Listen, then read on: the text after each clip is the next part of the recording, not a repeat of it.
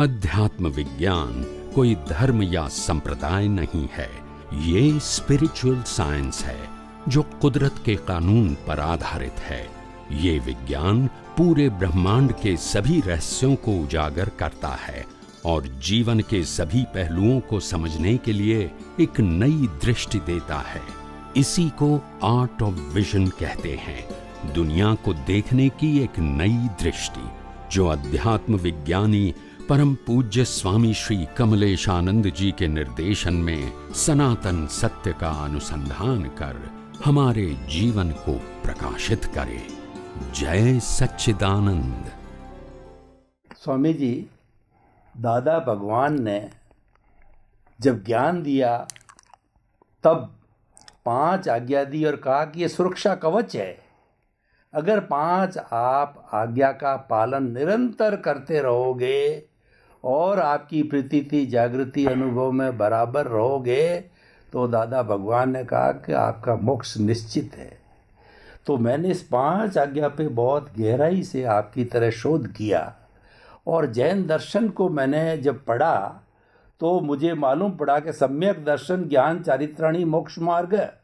सम्यक दर्शन के हमारे जो जैन दर्शन के अंदर मोक्ष के 4 मार्ग बताए, सम्यक दर्शन, सम्यक ज्ञान, सम्यक चारित्र और सम्यक तप। यानी फिर मैंने इसको 5 आज्ञा मैंने देखा कि कैसे 5 आज्ञा जो है इनसे मेल खाती है। तो मैंने अनुभव किया कि जो पहली 2 आज्ञा है रियल व्यू और रिलेटिव व्यू है, ये सम्यक दर्शन से जुड़ी हुई है। यानी हम रियल रिलेटिव जड़ चेतन का भेद विज्ञान कर लेते हैं तो हम सम्यक दर्शन की स्थिति को प्राप्त कर सकते हैं। जो है ये तो मेरे शब्द है, क्योंकि भाव तो भाव ही होते हैं, शब्दों के अंदर पूरे भाव स्पष्ट नहीं होते हैं, सीमा है शब्दों की। तो आप भी कृपया इसको दृष्टि विज्ञान, इसको जो है आपके अध्यात्म विज्ञान के एंगल से बताइए, क्योंकि बहुत सुंदर 5 आज्ञा बड़ी अभिभूत करने वाली है। ज्ञानी पुरुष दादा भगवान की 5 आज्ञा, रिलेटिव, रियल, जगत नियंता व्यवस्थित शक्ति, चौथी फाइलों का संभाव से निपटारा करना और 5वीं आज्ञा शुद्धात्मा के वही खाते में रकम जमा करना। ये 5 आज्ञा ज्ञानी पुरुष ने ज्ञान दृष्टि देने के बाद पुरुषार्थ के रूप में दिया। मैं समझता हूँ ये आज्ञा को देने का संयोग ज्ञानी पुरुष को क्यों आया। जब आपको बता दिया कि आप शुद्धात्मा हैं और बाकी सब व्यवस्थित है, जिसको मैं कुदरती रचना बोलता हूँ, और यही दृष्टि का ज्ञान और दर्शन का उपयोग करें, और सुख आत्मा का स्वभाव है, दुनिया में नहीं है, तो मिथ्या ज्ञान, मिथ्या दर्शन, मोहिनी कर्म, तीनों को नाश करने का सिंपल रास्ता है। मगर ये विस्तार से उनको इसीलिए बताना पड़ा, आज्ञा के रूप में, सत साधन के रूप में, संभाव से निपटारा करने के रूप में बताना पड़ा, क्योंकि उस जमाने के लोग इतने आध्यात्मिक विज्ञान को या तो अक्रम विज्ञान को विज्ञान की तरह समझने में सक्षम नहीं थे। उन्होंने प्रयोग भी किया, बताने की कोशिश भी किया, मगर लोगों को धीरे धीरे इसमें से इंटरेस्ट उठने लगा। फिर वो समझ गए कि ये मैं इस प्रकार से बात करूंगा विज्ञान की अकेली, तो ये लोग नहीं समझ पाएंगे और मैं जो बताना चाहता हूँ वो नहीं पा सकेंगे, तो मेरे को अभी और नीचे आना पड़ेगा। और इसीलिए उन्होंने फिर ये ज्ञान विधि का भी प्रयोग रखा, आज्ञा धर्म का भी प्रयोग रखा, सत साधनों का भी प्रयोग रखा। ये तीनों प्रयोग मुख्यत्वे है। सत साधन में सब कुछ आ गया, सभी प्रकार की क्रियाएं आ गई।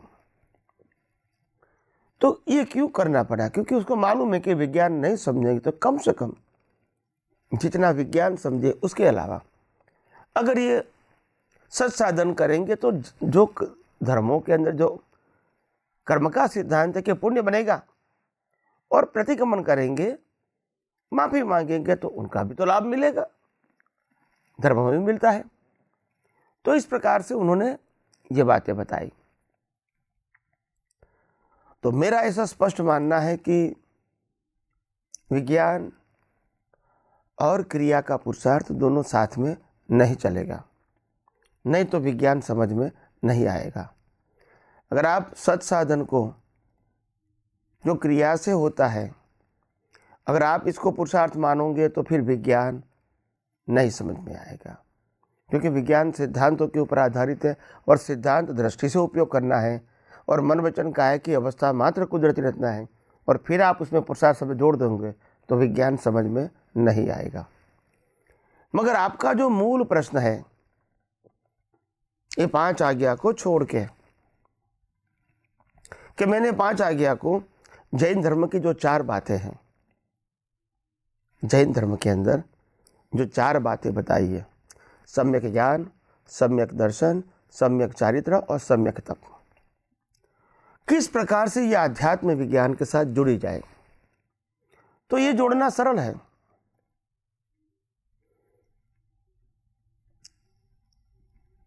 कैसे सरल है? सम्यक ज्ञान का मतलब होता है मैं कौन हूँ, वो लक्ष्य में रखने का है, यानी मैं चेतन हूँ, मैं अविनाशी हूँ, स्व पर प्रकाशक मेरा स्वभाव है, और अनंत ज्ञान, अनंत दर्शन, अनंत सुख, अनंत शक्ति जैसी बहुत सारी शक्तियाँ शाश्वत रूप में मेरे अंदर इनबिल्ट है, और इसीलिए उसको पाने की या खोने की बात नहीं है। तो ये मैं हूँ, ये सम्यक ज्ञान हो गया। सम्यक दर्शन का मतलब क्या है? ये जो मेरा मन वचन काया है और ये 5 इंद्रियों से अनुभव में आती पूरी सृष्टि, अगर मैं उसको कुदरत, कुदरती कानून और कुदरती रचना के रूप में देखूंगा तो वही, इसी से ही तो राग द्वेष नहीं बनेंगे। यही तो वितराग दृष्टि है, यही तो देहाध्यास को खत्म करने का रास्ता है, जो श्रीमद् राजचंद्र जी ने बताया, छूटे देहाध्यास तो नहीं करता तू कर्म, नहीं भोगता तू तेहनो एज धर्मनो मर्म। यानी देहाध्यास छोड़ने की बात भी उन्होंने तो कहा है और वही धर्म का मर्म बताया। और यहाँ जब कुदरत, कुदरती कानून और कुदरती रचना समझते हैं तो न मन वचन काया आपका है, न मन वचन काया की अवस्था आपकी है, न मन वचन काया को चलाने वाले आप हैं, न मन वचन काया को भुगतान करने वाले आप हैं, और ना ही बाहर की जो दुनिया दिखती है इसका कोई भी व्यक्ति संचालक नहीं है। इसीलिए मालिक भी नहीं है और कर्ता भी नहीं है, और इसीलिए रिस्पॉन्सिबल भी नहीं है। न ये मन वचन काया रिस्पॉन्सिबल है, न दुनिया के कोई भी व्यक्ति का मन वचन काया जो भी होता है उसमें रिस्पॉन्सिबल नहीं है। तो ये दर्शन के रूप में समझ में आना, पहले ज्ञान प्लस दर्शन, ये पहला 2 पुरुषार्थ इंपॉर्टेंट है, ज्ञान एंड दर्शन। उसके बाद आता है चारित्र। चारित्र का मतलब होता है एक्सपीरियंस।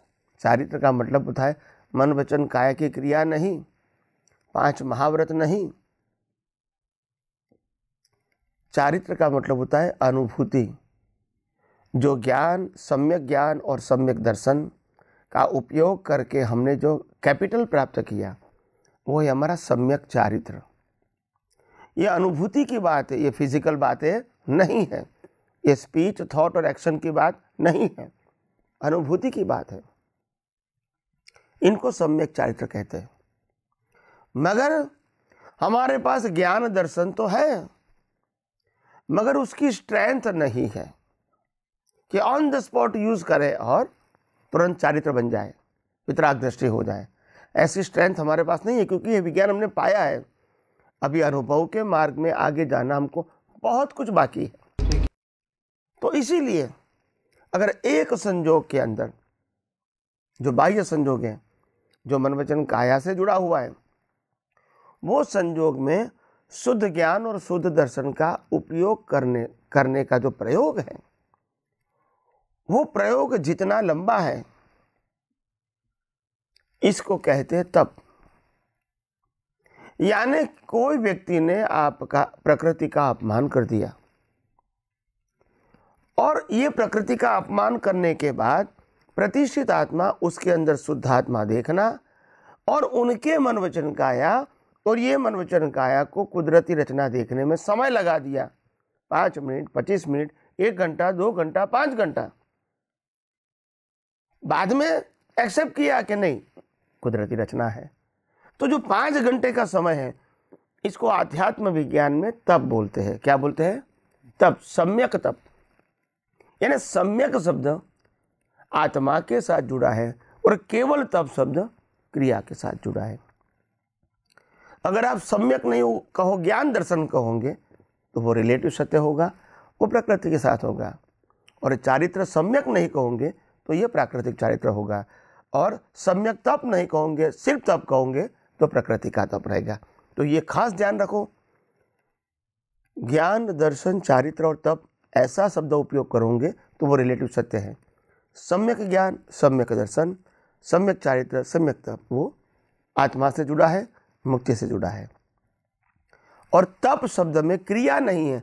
तप शब्द में यही सम्यक ज्ञान, सम्यक दर्शन का एप्लीकेशन करके 100% एक्सेप्ट करना, उनका जो समय है, इस समय को कहते हैं आध्यात्म विज्ञान में तप।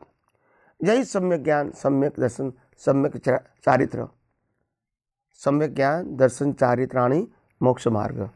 तो यही मुक्ति का मार्ग भगवान महावीर ने भी बताया है और जैन शास्त्रों में भी लिखा गया है।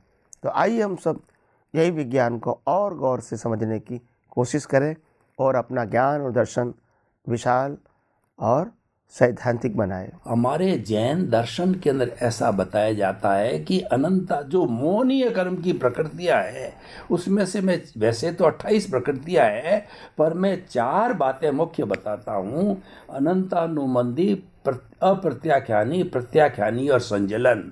अनंतानुबंधी ये जो है, ये दर्शन मोहनीय है और ये ज़बरदस्त है और ये पत्थर पे लकीर खींचने के समान होता है। और सारा कर्म के बंधन वगैरह का मुख्य कारण जो है दर्शन मोह, क्योंकि उल्टी दृष्टि होती है और वो तो बिल्कुल मिथ्या दर्शन का रूप होता है। क्योंकि मैंने जब गहराई से अध्ययन किया तो मालूम पड़ा कि अनंतानुबंधी पे चोट की गई। हालांकि बाद में कर्म बंधन के जैसा आप चार्जिंग की बात करते हैं तो वो बचते हैं। अप्रत्याख्यानी, प्रत्याख्यानी, संजलीन, उनकी ताकत इतनी ज़्यादा नहीं है, वो सामान्य है, तो उनका बंध भी होता है। तो हम ये आपसे अध्यात्म विज्ञान की दृष्टि से स्पष्टीकरण चाहते हैं कि वास्तव में थोड़े से समय के अंदर किस तरीके से हमारी दृष्टि को बदल दिया जाता है और हमारे जो ऐसा भस्मीभूत कर दिया जाता है कि आगे कर्मों का नया बंध न हो। कृपया इसको थोड़ा पूरा खुलासा करके बताइए आपके अध्यात्म विज्ञान की दृष्टि से। अक्रम विज्ञान जिस प्रकार से ज्ञानी पुरुष जो दादा भगवान के नाम से प्रचलित हुए, उनके माध्यम से, उनके अनुभव से लोगों को ज्ञान दीक्षा का प्रयोग उन्होंने चालू किया। हालांकि पहले तो वो जितने भी बिगिनिंग में लोगों को ज्ञान दिया, उसमें तो ऐसी प्रक्रिया नहीं थी, न कोई ज्ञान विधि थी, न कोई आज्ञा थी और न कोई सत्साधन। जो तीनों मैंने बताया अगले एपिसोड में, तीनों में से कुछ भी नहीं था। सिर्फ एक ही बात थी कि मैं मन वचन काया से मुक्त ऐसा शुद्ध आत्मा हूँ। वो 5 बार बुलाते थे और सर पे हाथ रखते थे और बोला एक चीज़ से बोलो आप। और बाद में सभी अवस्थाएं जो जीवन की है वो कभी कभी प्रैक्टिकली घोड़े के ऊपर बिठा के बताते थे, घोड़ा गाड़ी के ऊपर, कि आप देखो रिलेटिव व्यू पॉइंट से ये, रिलेटिव व्यू पॉइंट से ये साख वाला है, रियल व्यू पॉइंट से शुद्ध आत्मा, रिलेटिव से गधा है, रियल व्यू पॉइंट से शुद्ध आत्मा है। तो ऐसे वो प्रैक्टिकल बताते थे रिलेटिव रियल का। और तीसरी बात, ये जो कुछ भी हो रहा है व्यवस्थित है, यानी अपने कर्मों के फलस्वरूप है। यही तक उनका विज्ञान बिगिनिंग में सीमित था और कोई ज़्यादा बताने की, सोचने की आवश्यकता नहीं थी। फिर इनमें से ही गहराई में जाने का था। मगर फिर बाद में जो ज्ञान विधि की एक परंपरा बनी, 1 घंटे की ज्ञान विधि देने की, फिर आज्ञा समझाने की, फिर आज्ञा को पालन करने की, फिर सत्साधन के रूप में बताने की बात आई और हमको करने की बात आई। तो फिर ये बातों के अंदर से हम जो विज्ञान समझना चाहते थे वो हाइड हो गया। और इसीलिए